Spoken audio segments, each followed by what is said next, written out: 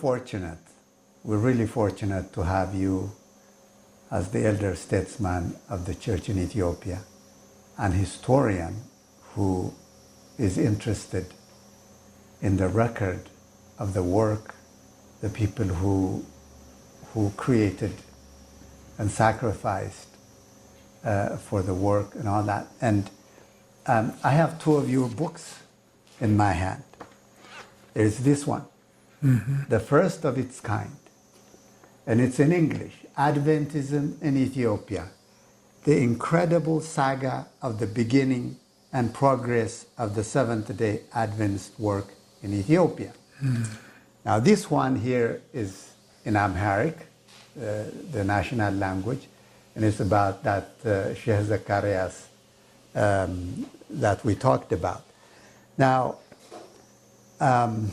writing books is no easy task, especially a history book of a movement in a country.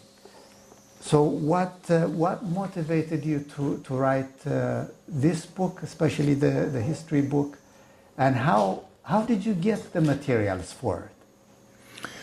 Okay, I will come back to it. But before I answer that question, there is one point left out from the previous question, and I have to add it. Sure. The impact of the Seventh-day Adventist mission or Seventh-day Adventist Church in Ethiopia. I have pointed out the educational impact, the medical impact. But the last one I wanted to mention was the evangelistic impact. The Seventh-day Adventist Church in Ethiopia has established mission work in the north, in the west, in the center, in the south, and in the east, all over the country. And God has placed the evangelistic work in Ethiopia. It's growing very fast, and it is bringing members into the church in a quite large number. There are about 200,000 members right now in Ethiopia. But what impacts me more than the number is the kind of life they live.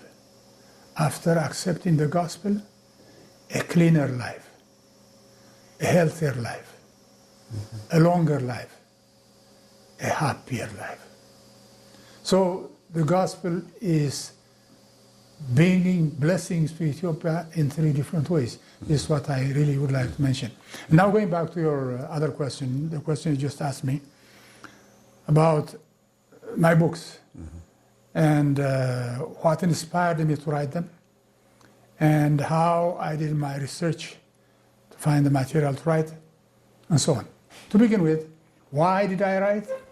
I'm not really a writer by profession. It is just out of my own desire, of my own wish, and great urge within myself to write about the Seventh-day Adventist work in Ethiopia. Why? Why did I get this? Where did I get it? You know, I read. I am very, very interested in reading. I am a very good reader, I think. I keep on reading and reading and reading. Yeah, I like to read. And when I read about mission developments in other countries. How the mission work was started in different parts of Africa and in the world. And how it's developed. And it is there, it's documented, it's written. And I looked back to the history of the church in Ethiopia, about 100 years, and there is nothing, so to speak. In the record. In the record, about the history of the work. Oh yes, there was a book by Hansen. The title of the book was For God and the Emperor. That was about his impression when he came to Ethiopia, his first-hand impression, and then his wife working in the palace, and that's all about it. And there was another one by Toppenberg, Africa Has My Heart. Toppenberg's book is better than Hansen's book. At least it tells you when the work in Asmara was started, in Addis, in Kuyira, and so on and so forth. It tells you, and the people who started it. That part of it was helpful. But apart from that, I searched and searched in vain. I couldn't find any systematically recorded history of the Seventh-day Adventist Church. And I said to myself, why? Why? God has been working in this country for almost 100 years, and He has done so much for us, and there is nobody to record it? Why? Because if this history is written down and recorded, it will be useful for researchers, it will be useful for the following generations, it will be inspirational even for the present generation to work harder. A church like the Seventh-day Adventist Church, worldwide known, having lived in this country, worked in this country for so many years, and no history book. So I started thinking. I said, instead of simply criticizing others for not writing, why don't I try myself? Do my best. That's all what's required. Mm-hmm. So I started thinking. I started writing. But the problem is no primary sources for this history. I looked and looked and looked and couldn't find. The best thing I could find was the minutes in the Ethiopian Union. And there are no minutes during the Italian period. Mm-hmm. There were some minutes before the Italian, and after the Italians, there was, in fact, a well-kept, systematically kept record of the decisions made. But that tells you only new decisions or changing old decisions in the minutes. It doesn't tell you really the history of the work as such. What was the next best solution for me? The next next to the best is to find people who were here when the work started, who are still alive. Mm-hmm. I searched for those people. I found an old man by the name of Atod Eresa from Gimbi, who was living in Addis, and he was with the missionary Jensen when they established the Gimbi station.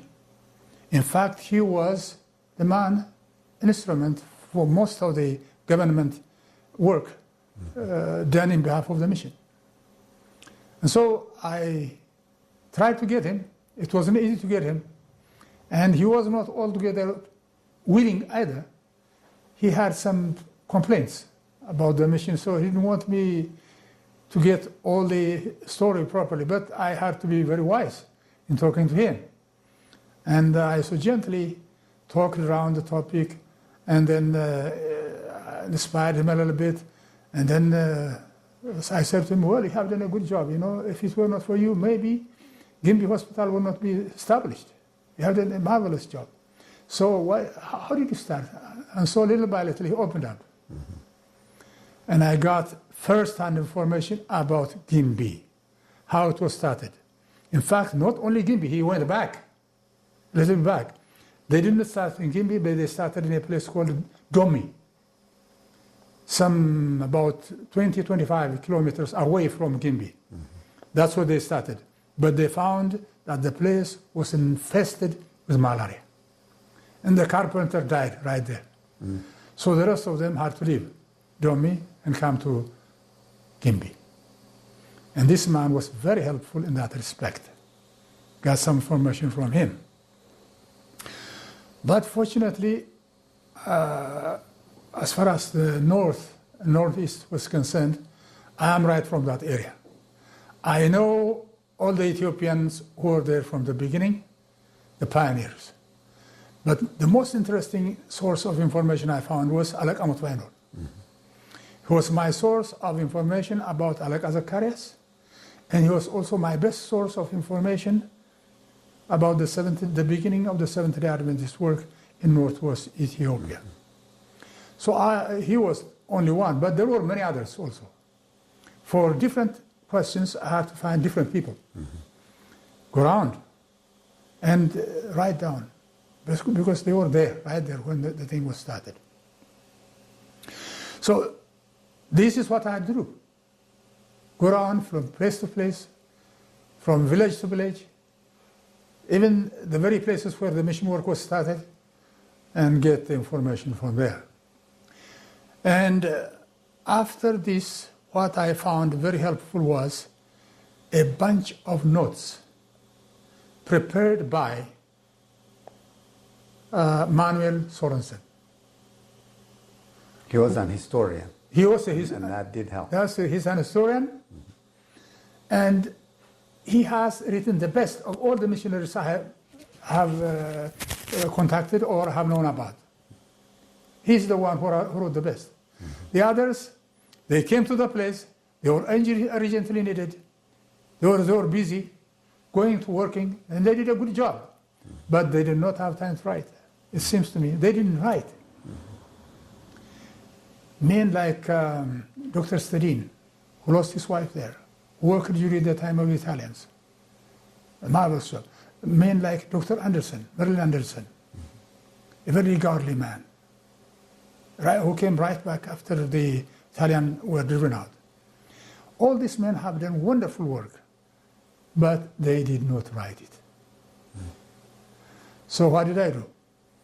I found these notes were helpful from Sorensen, and I took as much information as possible from those notes. That I found very helpful. So I do more or less, those were my sources of information, my research, going from place to place, from one person to another, asking them and soliciting their cooperation, and many of them were willing. And they are more than willing to cooperate. And I had to do it that way. Now, you told me in a previous conversation that the Ethiopian Institute of Ethiopian Studies... Institute of Ethiopian Studies, yes. You had some materials from journalists, was it? Oh yes, oh yes. That was particularly so about Sheikh Zacharias. I see, okay. When I was writing about Sheikh Zacharias, I found first-hand information from that library, Institute of Ethiopian Studies. There you find many, many primary sources written by different individuals about topics that concern Ethiopia. But I didn't find anything about the Seventh-day Adventist mission work in the Ethiopian Studies Institute. What I found was about Alega Zacharias. I found information written by a man who was there at the court in Emperor Menelik's court when Sheikh Zacharias appeared before the emperor, when he presented his case twice. And he has written even the day, the hour the meeting was conducted. How I rejoiced. I rejoiced and rejoiced and rejoiced when I found that information. So good. So that was very, very helpful in that area. But, you know, as far as the other mission work is concerned, the information I got from you, which you collected for me, from this library, from PUC, I wish I had that before I wrote my book. There is a lot there. That should have been included in my book.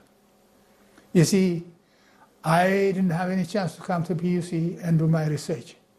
Neither did I have any money or chance to go to Washington, D.C., to the General Conference office to do my research. Maybe that's what I should have done. Maybe that's what somebody should have sponsored me to do. Go to Europe, the division office, our division office, to the General Conference, or to Loma Linda, or to PUC here, and do my research here. I would have found a lot of information. But I didn't have that chance. I did what I did with what I could find locally. And just for the record,